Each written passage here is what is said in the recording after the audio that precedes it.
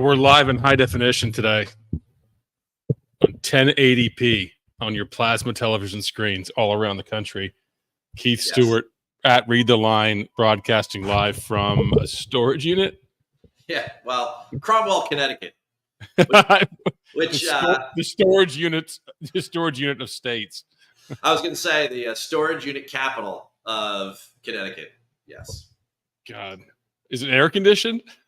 Oh yeah, I got. I came in here. It was on 80. I put it on 70. This thing is. You can't hear it. The white noise. It's just right now.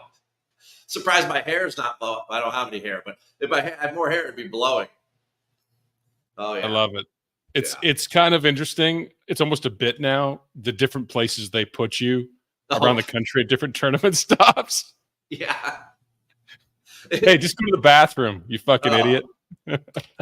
You know, and my you guys don't get to see my setup, but like the pieces that I bring along in my backpack and everything, it is literally it's a content piece every week where I end up doing these shows. And little do they know that this type of media will run the tour in about 2 or 3 years, but that's okay. That's all right. I don't take it personally. I'm going to stick Jay Monahan in one of these boxes one of these days when he gets fired. That's what I'm going to do. No, Jay Monahan's going to start doing a podcast. That's the new media for golf. He's going to start live broadcasting it. Just stop. You know, I mean, we got plenty to unpack from the U.S. Open, and we don't need to talk about Jay Monahan. Well, a little unpacking because I busted on the tour and live golf. Well, live coverage of the U.S. Open for doing too many recaps of things we've already seen. Like, we don't need a live broadcast to give us things we can get in real time everywhere else. So, but briefly, your final thoughts on the U.S. Open and perhaps how that plays into this week. Okay. It doesn't. Well, okay. Specifically, Aubert. Go ahead. Yeah. Well, we're going to get there. So I'll cover that in a minute. There's 3 things I'd like to say about the U.S. Open at this point, since I've been asked. Number 1, I think the USGA, I'd give them an A+. I think the golf course was extremely fair and difficult at the same time. I think that's what a national championship should be. I think they did a very good job of keeping the consistency of competitive play very, very similar between Thursday to Sunday, which is a difficult thing to do. They had the benefit of great weather, but I think they did a really good job. I think that the second thing is that I think Rory's getting dumped on a lot. I think that the whole idea that he left without shaking someone's hand is a bunch of bullshit, because when's the last time you saw Tiger stick around when he was in second and shake someone's hand, or Phil or anybody like that? So I think that's kind of piling on. I also think that, you know, Rory lost on Sunday because of his approach game. Granted, he gave himself on the last hole to hit a 2.5-foot putt to win, but really his approach game was bad on Sunday. And he putted fairly well. He almost gained 2 strokes with the putter on Sunday. So I never see him make those 22 footers, and he made them consistently. Oh, and I'll just say this much. Golf fans and viewers tend to look at things directly through their own kaleidoscope, right? Through their own lens, and that's it. And because Rory didn't lose by hitting a bad 2-iron from 260, right? No one can relate to that. But the fact that he lost in a way that you could lose your member, or I could lose the club championship or something like that, everyone thinks that like, oh, he stinks or whatever. You're like, guess what? Cut the guy a break. Personally, I would have done the media and then taken the 5 weeks off. I mean, he knew when he missed that putt, he's not going to Travelers. He's not coming to the box, right? So like, once he knows that, go in there for 10 minutes. Your agent will pull you after 8. Answer a couple questions, get over it, and then now he's got this thing for a month hanging over his head. What will he say? And and it's just like, I just feel like he should have just answered some questions and left. I don't care about the handshake thing. And then the last thing I'll say is that I am so happy for Bryson, not him as a person, but just Bryson as a brand or a thing for golf. Because when is the last time since Tiger kind of came onto the scene that we had a winner with so much personality? I mean, even Phil was very guarded after they win. Look at him he just walked on the Jimmy Fallon set, and I was thinking, like, everyone's going crazy. He looks like a TV star. Can you think if, if anyone else had won, like, nothing against Patrick Rogers, but let's use him as an example. No one would know who he is. He wouldn't be doing this this media circuit. Well, and he genuinely cares about the fans, and he genuinely cares about the game of golf. I don't think it's contrived, right? I think he misses that, and I think he's grown up a lot, in my opinion. Last week, heading into the week, everyone was getting tired. It had been 4 weeks in 6 that we've been out for signature and majors and stuff like that, and the media center was getting just tired. It's just a lot, and the heat and everything. And this week coming in, everybody was inspired again. And I really believe that's because Bryson was such an approachable champion about the whole thing. I mean, you could go on and on and on, but here's my point, right? When all those guys left for Live, and they said, like, oh, we're going to grow the game and do all this, I take personal offense to that, because as a PGA pro for over 2 decades, like, grow the game was something that was like I was doing at the green grass level every minute of every day. Level, yeah. Right? Like every minute of every day. And when Phil or Patrick Reed or somebody says, I didn't take the money, I'm going to grow Greg Norman, I'm going to grow the game. Like, literally, buddy, go screw. Go pound sand. You're not going to do any of that. But Bryson actually did it.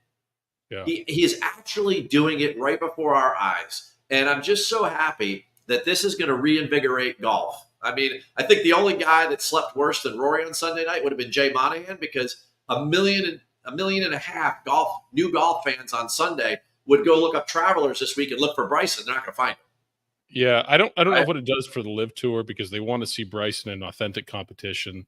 It's not going to do anything for them. It's not going to do anything for it. But I tell you this: the PIF is going to put together a PowerPoint presentation and have Bryson's showcase here at the U.S. Open say, "Why aren't you guys doing this?" Because he's carrying the water for them right now, because he's actually growing the game.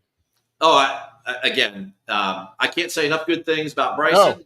I think the USGA did a great job, and I think that we just need to give Rory a break. He's been through 37 majors now over 10 years, right? A divorce, a non-divorce, 21 all this stuff. 21 top 10s, 2 back-to-back runner-ups in the U.S. Open. I mean, he missed that putt because a grip on your club is like a grip on your world. Right. Think about that. Comment section, right? Yeah. Like, if your world is screwed up, don't go expect to go do something under a heavy amount of pressure and think it's going to work out, because it's just not.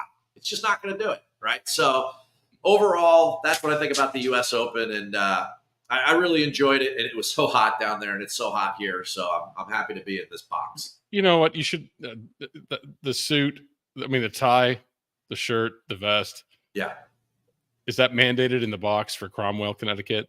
Or here, I'll tell you, I'll loosen up for you. Yeah, as long as you have air conditioning in there, you don't die. Well, I got to do Sports Grid right after this, and they have a look. Sorry. Oh, really? Sports Grid. RPS does not have a look. I know, and I appreciate that. I what I'm lacking right now. I don't have a ladder, but I have this trash can. Does that help? Yeah, that should be your prop every week, to some trash can. It's classic. Well, I'll do this quickly, because I want to promote this in our Discord at Art Run Pure Sports, which is fantastic. One of our members, Isaiah, in the Discord, he's plural of Mongoose. He's doing a contest for $1 in our Discord only. And not the fucking rye, Wiley. There it is. He got a bottle of this. It's probably worth over $1,000 in the future. Low number, top bourbon, never say die, local. He's going to give it away because he's a good dude, and he's actually in Cromwell, Connecticut right now too. So maybe Keith can meet him. But I'm happy to meet him. Let's go. Yeah. So there you go, Isaiah. So in our Discord, if you're watching, he posted a link just a second ago. It's only $1 to enter, and if you win the cash and you win the bottle. So nice. I think. I'm staying at a Holiday Inn Express, so I've big expectations this week. Ooh, Express, huh?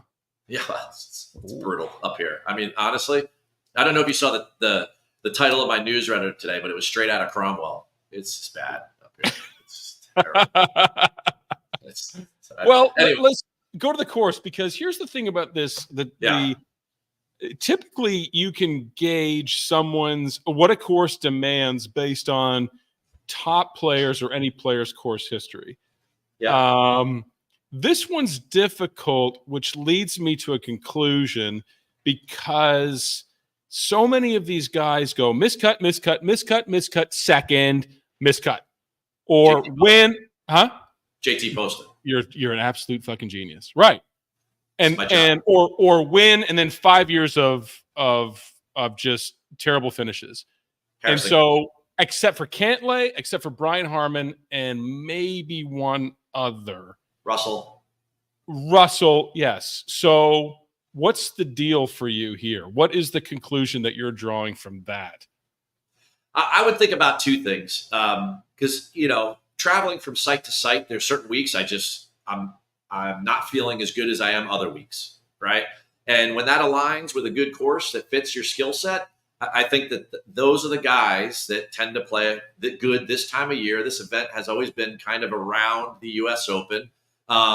You see a certain level of player. I mean, Harris English is one of the examples you were giving there. He's won once, and then everything else is like a T30, right? And he's been here 10 times. Right. And you go, okay, well, like, what do I think about that? Like, I wrote about him and JT today because JT's been here 6 times. He has 5 missed cuts in a second. And I'm like, okay, what do you want more? Do you want a guy who's in better form like JT, or do you want a guy like Harris English who is obviously a horse for course? Is it form or fit? What do you want? And that's kind of the genesis of your question there.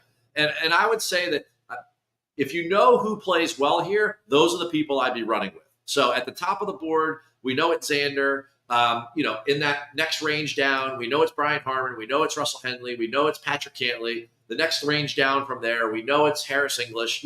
Like those pretty good putters. I would continue to run with those guys, and that would be my best answer to your question. Well, okay, then top of the board, because I think Aubert's getting a lot of steam this week with good reason. With good reason, right?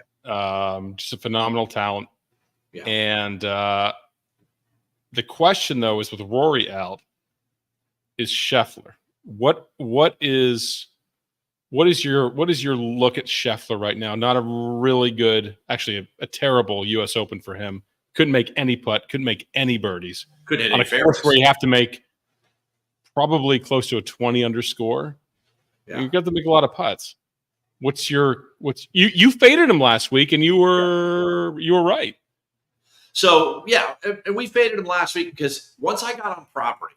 See, the difference between doing this show on a Wednesday afternoon and a Monday afternoon is once I get on property and I checked out that place was a brick, right? It was a dust ball, right? Everyone was going to like what's Scheffler's superpower? What's the one thing that helps him separate better than anything else? It's the same thing that Tiger used to do. What is it, Matt? Around the green, right? No. What is Scheffler's superpower? What makes him great at Memorial? What makes him great at Augusta? I mean, he's a great iron player. He's great off the tee. But specifically, long iron play. Yeah. Right? Okay. Mid to long iron play. He's better than anyone in the world times 10. That's why he separates on these golf courses like Augusta, Memorial, etc. You go to a place like Pinehurst that was long like that, perfect. Had it been soft, Scheffler wins by 10.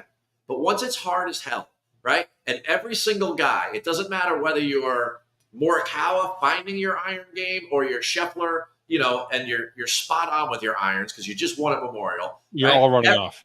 Everybody had to hit it to 50 feet. Everybody had to play conservatively to the same exact spot on every green. If that's the case, it's a putting contest, right? Now you have Scheffler with his putter on Bermuda grass, an unproven entity. That's why I faded him. Because his number one superpower was completely mitigated. And at the end of the day, that didn't work out for him, right? So we made a calculated judgment, and it worked out. This week, I see a similar problem.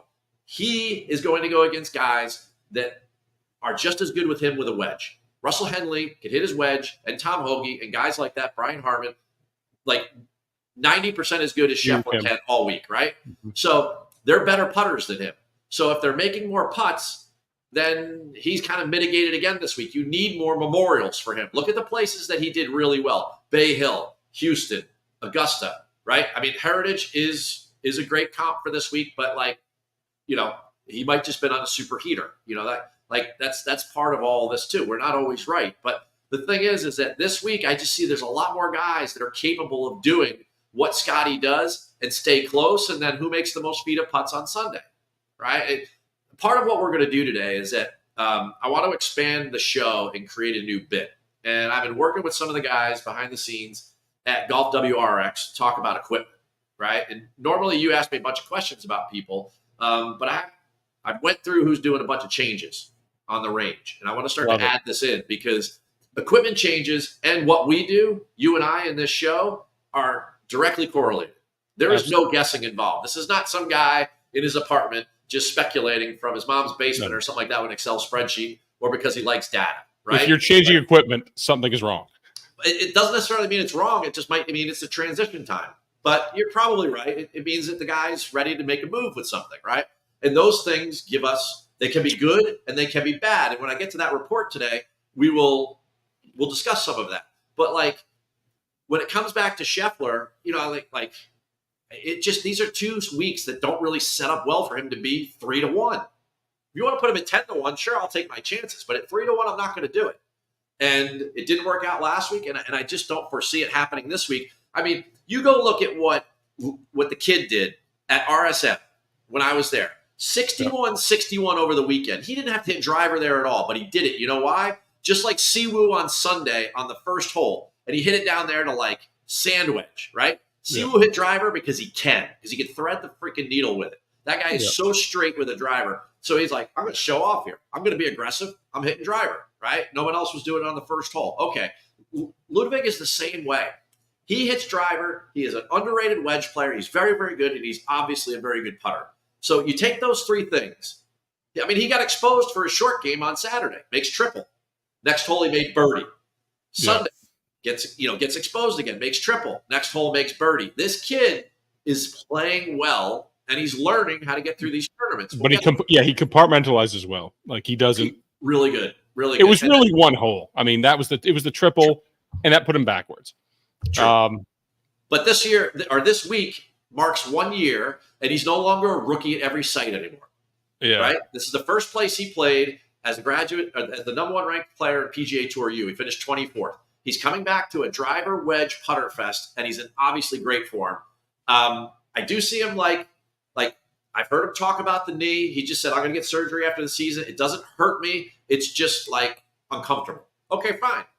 He's got to be super live this week for sure. I mean, where does that put Schauffele then? I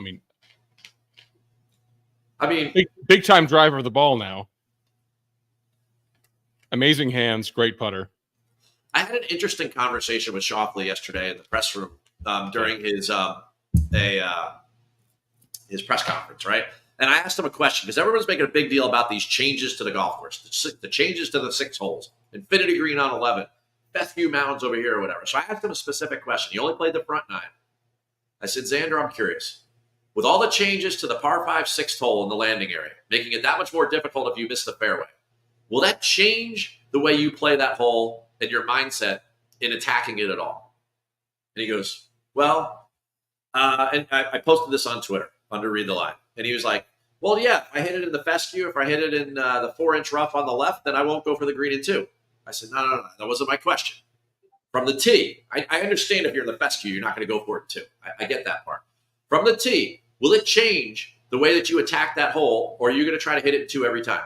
Yeah, nothing's going to change. Right? Yeah. Like the point, the place is firm this year. There is tons and tons of rough. 4 inches of healthy, dense rough.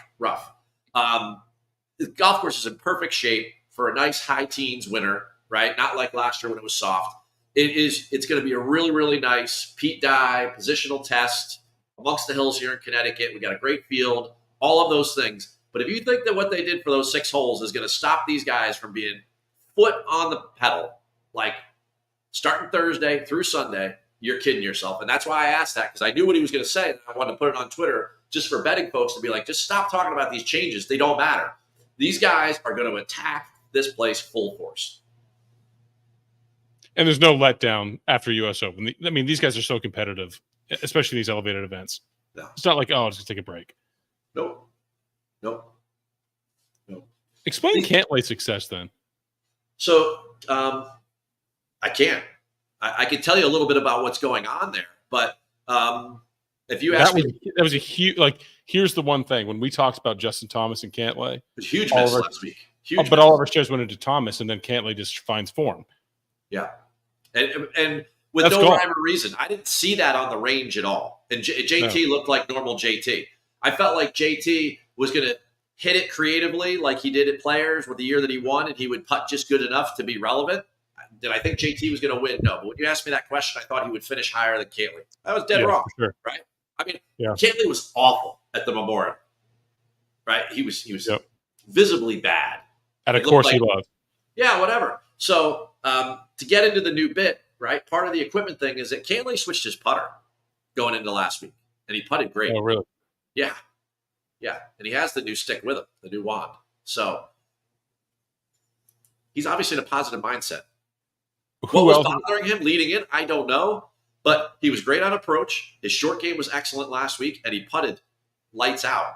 And those are the things he's going to need this week. So, I would think coming to a place where he's extremely, where he shot 60 when he was at UCLA still, I would think that, Cantlay, much like Heritage, will pop this week. Yeah. The one guy that stands out, but now knowing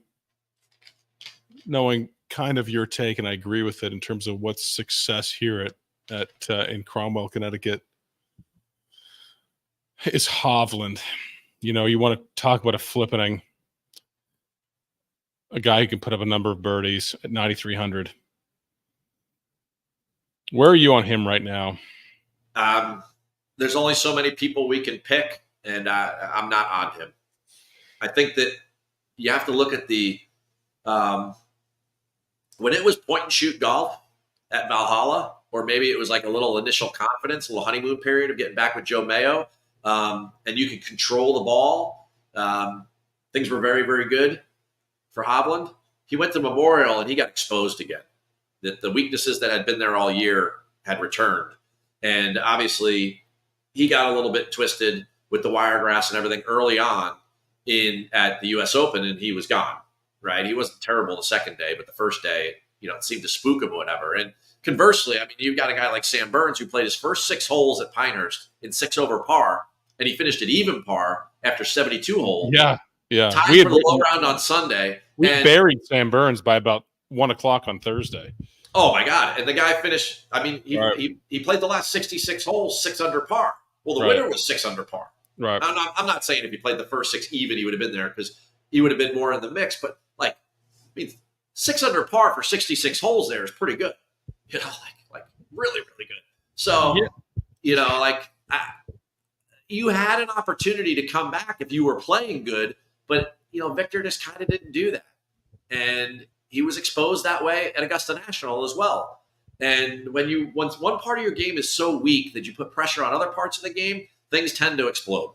Any other equipment changers out there on your list, in your bit? Yeah. So I saw it in the comments, but Matt Fitz changed his whole iron set last week.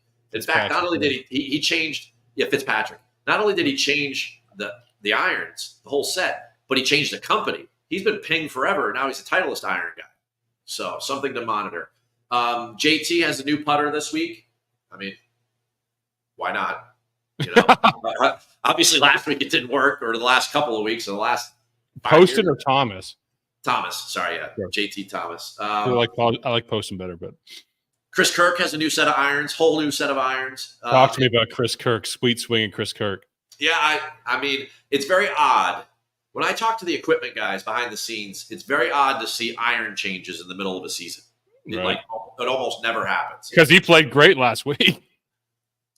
Yeah. Yeah, so not quite sure what's going on there. Another guy that has a whole new set of irons, shafts and everything, is Jason Day. Certainly the type of guy that could be good at a place like TPC River Highlands. I don't know that anyone's talking about him in the Discord or whatever, but he's got a brand new set of clubs. We banned Jason Day. And then the last one this is an interesting one, but I mean, the guy is obviously searching, but Wyndham Clark changed his grips. So if you're familiar with equipment to the detail that they have certain rubber grips that have a reminder in them that runs through the fingers, on the south pole of the grip, right? If the part on top is the north pole, right? And he went from a round grip to a reminder grip. I mean, I've given over 12,000 hours worth of lessons. And anytime I ever went after somebody's grip, which was very rarely, that person was not comfortable, right? That's your only connection to the club. So that's interesting to me. He seems like he's a little bit of searching mode. I saw him talking to some volunteers when we were down at Pinehurst, and I was just standing there, and he was chatting with them, whatever. And they said, "Hey, how you doing?" He's like, "Man," he's like, "I'm really working hard right now." Okay. Which to me was code for I'm searching. Yeah. Like, I've been on a range a long time in my life. I know what these words mean. You know, I'm working hard at dunking. I'm working hard at a sub 10 100-meter. Yeah. I mean, I suck at it. Just, I mean, it's like me saying I'm working on hair. It's not going well. We'll get there. We'll be like Landon Donovan. True. Well, the interesting thing is that Hideki outside of this, but you've got they still price Tommy Fleetwood up 9,100. They still they put Sam Burns from a 7K golfer to U.S. Open to 9K here, and then they drop. You know, you mentioned Wyndham Clark. He's mid sevens, but Homa now sub 8. Oh, Homa, young Zalatoris. Zalatoris 7-1. He's almost in the 6 range. I'm like, that's a pretty good for a 4-day no cut event. That's a pretty good cache of golfers when your 2K still less than Tommy Fleetwood non-winner. You know, Zalatoris. I could be talking to Zalatoris at 7,100. I mean, his game is not great, but you shake your head. Okay. For $100 more, Matt, I'm going to sell you Akshay Bhatia, who just went 22nd at Memorial and 16th at the U.S. Open. And you want to take the guy that ejected in both places. I didn't say I didn't say I would take him. I'd say be talked into it. I mean, you got Thomas Dietrich. Thomas Dietrich there too. I mean, I think Akshay is the biggest misprice on the board. And that is your expertise, not mine. But some of these things just usually stick out to me, right? I don't feel like Max Homa is mispriced where he is. I don't feel like Zalatoris is mispriced where he is, or Cam Young. I feel like that's the thing. They're brand name. They're brand names because of previous success. True. Just like even Webb Simpson for me has some equity, but Max Homa does. Will Zalatoris always will because he has these highlight moments from majors. And people are still chasing Tommy Fleetwood on our Discord as of like 34 minutes ago. Yeah. Keith talk dirty now. Keith dirty talk now. Yeah, Bhatia. I mean, Bhatia. I don't disagree with you. I mean, what did Harris English's form here? Harris English last week again at a major at a tough course played great. Thomas Dietrich looked amazing. Awesome. Here's one for you. Right. How about $300 under Zalatoris? Sits Pavone. The guy was 5th, and he struck the ball like I saw him at API, and I was yelling on this Discord or this show about that. Like Pavone showed. He didn't putt out like a dirty Frenchman. That's why. He should be $0. 6,800. Right? That's pretty good. You've always liked Pavone. I have. I mean, just from a player perspective, I don't know the guy. I mean, he kind of looks like a poor man's Michael Phelps or whatever, but whatever. Yeah. Like, the guy could flat out flush it, man. And he showed that this week because you had to be on every lie there was so tight, and that guy got it around and survived. Anyone that finished in the top 10 didn't do it with smoke and mirrors. I'm telling you right now. No, I mean, you were waiting for the Pavone meltdown. It kind of happened a little on Sunday, but that guy stayed around. My outright card had 4 guys in the top 11 going into Sunday, and they all melted, and Pavone didn't. So there you go. So yeah. I mean, I had Oberg, I had Hatton, I had Tom Kim. I mean, I had all these guys just sitting there, right? And they all melted. I got to tell you what. Tony Finau looked good. Oh. Did he look good? When I was yelling about him at Memorial, I thought that the putter. I could see some shady things happen with him at the Pinehurst Greens with the putter. Tony Finau is just flat out flushing it, man. You walk by that guy, you just want to record it and make it your ringtone. Yeah, and I think he's a better putter than he's putting right now, and he's a better putter than he is statistically. And I think it'll take a 1 week of turning it around, and he could win. And I think sub 9K Tony Finau, I'm absolutely dialed into that. Oh, yeah, come on. He looked amazing Sunday. Yeah. I mean, if I had a debit card, I could stick that in a machine and just spit out Tony Finau at sub. He's so good. He's so good.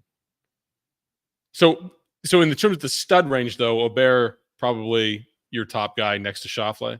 I mean, Tony likes bent too. Mainly because the odds too. I tend to skew a lot of my thinking versus against the odds board, but I know they're both in the 10K range. 10 and 11, I think, right? I think both of them are very good here. At the top of the board, I personally like Aubert, just because Xander did kind of do it last week, a little bit of smoke and mirrors, and he's got a little bit more a reason, like after all these weeks, to kind of let his guard down a little bit, kind of go through the motions. Whereas, and he seemed that way yesterday in the press room. Whereas Aubert still looks extremely focused and wants to win a signature event or something next level. So, yeah, I mean, he had 30 of 36 greens in the first 2 rounds of a U.S. Open. Hello. What are we talking about? Right? Kidding me? It was ridiculous. That is a stripe show. That is a full on in a U.S. Open. You're hitting 30 of 36 greens in the first 36 holes. Plus, all I think about now is club to impact of the ball is like what, 20, 30 seconds? 21 seconds. It's just rhythm shot versus like a Sam Bennett. God love him. I'm just like, I would just walk away from the course at that point. I know he's got time to shave that stupid goatee in between every swing. It's unbelievable. So in no cut event, with the top heavy board, if you want to play a Schauffele Aubert lineup, here's the name I want you to. Well, I know you're gonna like Lee Hodges. You're a Lee Hodges guy. I'm not there. I don't think Lee distances himself in this field like others. So I'm not going to be a big really truther this week. No. Brendan Todd. I mean, this is a Brendan Todd type of place. Yeah. If I had to pick between those two, at the risk of pulling a JT from last week, that's the direction I would go in. Yes. And then the other two, Nick Dunlap. Saw him hit balls this morning on the range. And, pretty good putter too. He tends to do better in birdie fests than hard golf courses, evidenced by where he won. But I'm not really high on him either way. I wasn't really like blown away by the way he was hitting it. So I'm neither here nor there on that. I'd almost prefer, who's your cheap steal down there? Like Pavone at 6,800. I still think Davis Riley holds a lot of merit down there at 62. I mean, Davis is a great putter, great wedge player. He's obviously very accurate in his long game. Good on classic style golf courses like this. I also Taylor Moore. No, I got 2 names for you, and one of them is high risk, but could be high reward. But the first one is Emiliano Grillo. I think that he is a great fit for this place. And he kind of went on walkabout there, like late April, early May, but he seems to be back to where he was in the early spring. So I would sprinkle a little love there. And then the other guy is, and the putter, I know. So just save it in the comments. But I know it's trouble. But a guy ball striking wise, that's a really good fit for this place is Kurt Kitayama, right? And he's down there at the bottom because he can't get the ball in the hole, but high ceiling. He's sitting on the floor. There's only room to go up. I mean, so I was going to mention down in the 6K land, I was going to mention Pavone, Grillo, and Kitayama. So I can get behind Grillo. I mean, like Ted said here, yeah, it's a lot about making birdies this week, of course, right? In a no cut event, Grillo can do that a lot, just like a Finau. Kitayama's tough. Thor Bjornsson is the name popping around too. I don't know much about him. So he is the new Ober. He is the new PGA Tour U kid, right, from Stanford. 3 years ago, he got a sponsor's exemption in here. He finished 4th. Last year was not good here. He got to play again because he finished 4th the year before. And then he was just in the press room. And I think, I know why the tour did it, but I don't think it's any good for him because who is he going to constantly be compared to? Aubert. Who did they put him in a tee time with? Aubert.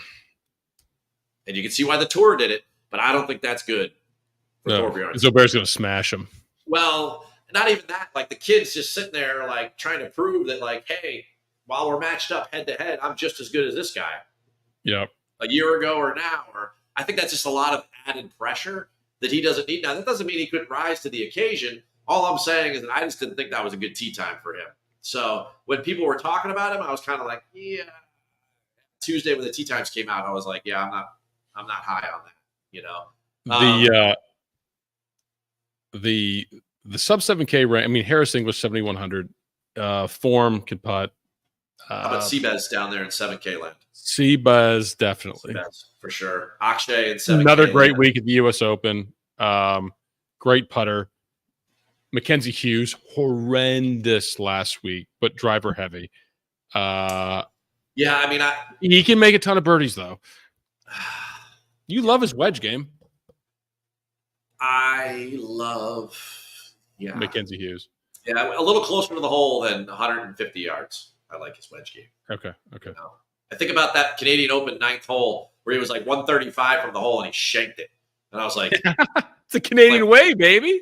He was in the lead and he had an outright it's a Canadian way. Oh, I'm in the lead. Let's just give it up to an American. Yeah, it's hello South Park. That's how I feel about Canada. Yeah, sorry. Anyway. Okay. So 7K land note. That's kind of to me. I'm doing. Here's what I'm going to do. I'm going to do a min one rule of probably an Aubert Schauffele and maybe a Finau. So at least have 1 to 2 of those guys in the lineup, and then have a pretty deep player pool around it because it's hard to fade a lot of these guys. I mean, it's. I think it's, to your point, it's very difficult to fade Xander and Aubert. But even looking at a Straka, an Im, a Lowry, Cameron Young, I agree with your comments from before. I think in terms of people really caring about golf, and Cameron Young, again, a disappointing week. I'm maybe a little tired of chasing him. Okay, hang on. You like running in circles? Are you like dizzy yet? Because that's all you're doing. You're just coming back to the same spot every week. Every time. Why did I do this? Yeah. Well, now I may be there with Will Zalatoris a little bit. Yeah. I mean, Akshay's sitting right there. Siwoo Kim's mid-sevens on a P-tie course. Driver, hands. I mean, that guy hits driver like you wouldn't believe. When he got up there, I was laughing hysterically in the media center. When he got up there on Sunday, and everyone's like, he's hitting driver off number one. I was like, have you ever seen that guy hit driver? He could thread a freaking needle. I was like, he's just showing off right now. It's crazy. You don't hit driver on that first hole. The thing goes like, it's like a vagina. I mean, it just gets like that, right? Like this guy is just like, boom, right down the middle. And he hit it, and he just like picked up the tee. He didn't even look. The thing was just like it was like, unbelievable. Is that your new bit? Who's your vagina driver of the week? Man, I tell you, that's a tight crease. I mean, if you can that's why they put you in a storage unit in Cromwell, Connecticut. Well, yeah. I try not to go too barstool, but sometimes my inner Keith comes out. My straight out of Cromwell comes out. So. Holiday Express has gotten to you, man. Oh God. I do like Sam Burns this week. I don't know if we touched upon that. Yeah. I think the market likes him too. Yeah. And what I want people to do walking away from what did this he show, do differently in 2 days that turned his entire game and recent form around? I don't know. Maybe the kid started sleeping through the night. He's getting more sleep. I'm not sure. But he's hitting the driver. He's got 3 top 15s in his last 4 starts. He's been good. Got to hit the driver well. Yeah. Oh, when he played good at Canada, because I was not a believer in Canada. When he played good in Canada, I said, we need to pay attention to this guy right now. You're not a believer in the country of Canada? No, when he played in Canadian Open. Because that was that was an odd setup of a golf course for him to play really good on because he hadn't been driving the ball good. Right? And he missed the cut at the PGA, and it was kind of like, wonder about Sam Burns here. How did this happen? Right? And then Memorial was like, good again. I was like, oh. And then he did what he did like on Thursday at the U.S. Open, and I was kind of like watching the board, the big board in the media center. I'm like, oh, there you go. There's Sam Burns on a tough driving golf course, right? And then look, totally proved me wrong, and not as bad as JT. But I'm on a place like this where you got to get to 22 or 21 subpar scores over the course of 4 days, cut or no cut, that's a guy that can do it. Yeah. I mean, there's two things you should walk away from this, on-site report thinking. Number one, can the guy you're picking, if you want him to win or finish top 5, can they make 20 subpar scores? What does that mean? That means that over 72 holes, they have to hit at least 36 greens in regulation inside 20 feet, and then they have to make, 2/3 of those putts. So if you can't check those boxes off, then you got problems. And then the second thing is that this is par 70 scoring. If you are favoring people that are really good on par 5s, then you're going to have a problem over the course of 4 days. You got to make yourself a list of who are the best, who are the top 10 par 70 guys in this field, right? Number 1, Rory. He's gone. Great. Number 2, Scheffler. 3, Xander. 4, Colin. 5, JT. 6, Fitz. 7, Victor. 8, Tony. 9, Hideki. 10, Campbell. Now, that's based on history. But if you take that list and you filter out for what you're trying to do with your lineups this week, you're going there, right? Well, I'm sure he's there a little bit further down, but he doesn't have the history on enough par 70 golf courses to probably rate up. But the point being is that, like, those are the types of, somewhere in that list, somebody's probably going to win, right? Or at least be in the top 3. And that's what you have to pay attention to. 70 is different than 71 and 72. It's definitely different than a 72. These guys score on par 4s. They kill it on par 4s, and the range this week is between 400 and 450. You know who's the number 1 scorer in the field between par 4s, between the yardage of 400 and 450? Tell me, dog. Christian Bezuidenhout. Bezuidenhout. Yep. Who can putt lights out, great wedge player. With all due respect to your favorite signature player, Webb Simpson. I mean, he made a career out of doing that. Par 4 scoring, right? You want to be good on the PGA Tour? Just destroy par 4s. Yeah. Survive the par 3s. Webb could scramble and putt. Yeah, but you're not scrambling this week. Because if you're trying to get up and down for par, you're getting lapped, right? The winning score is going to be 4.5, 5 under a day on average. So you're going to have a couple timely up and downs, but this place isn't tough to get up and down. Winning score and winner. Winning score, 18 under. Yeah. And I've been bad at picking the winner lately, and I want the kid to win, so I'm almost thinking not to pick him to win. Yeah. When I say this right now, I'm not going to do it. So I'm not going to pick him, but I'm thinking that. And I'll say Sam Burns. Wow.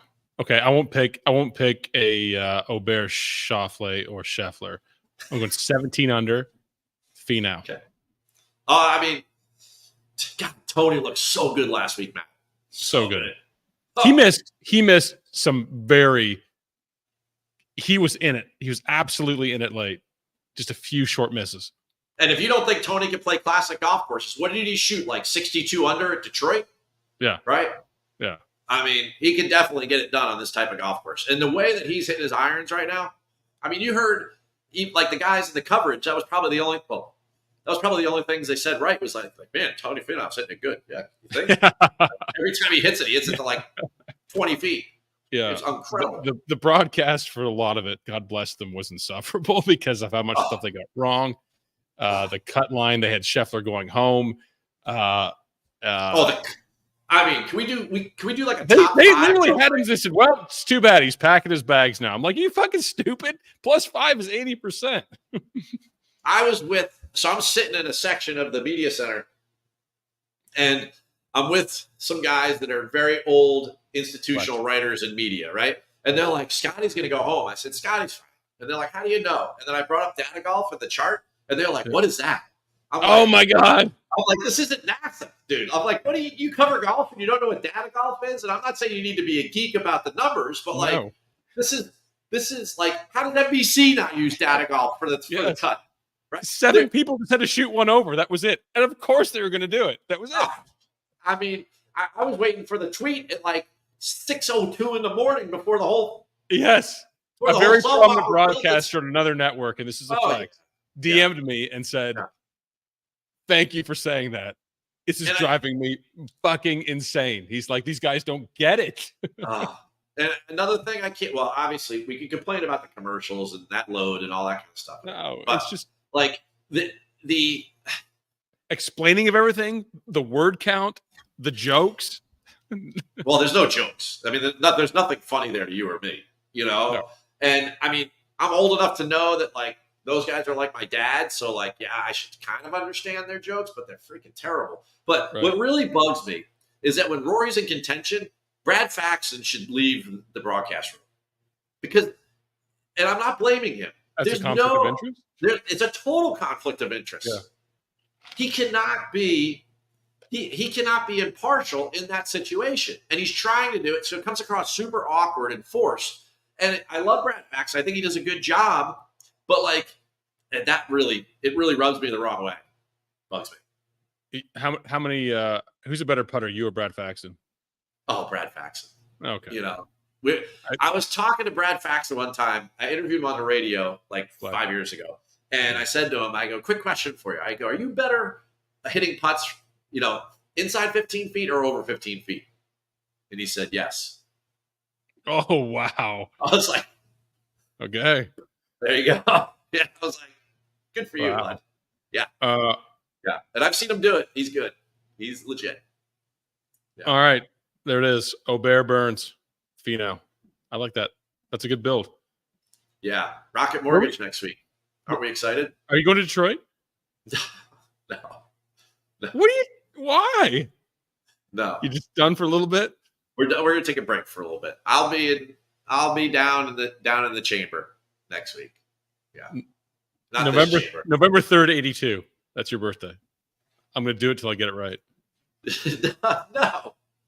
No, come on. First of all, you're in the wrong decade. Second of all, no. 90s?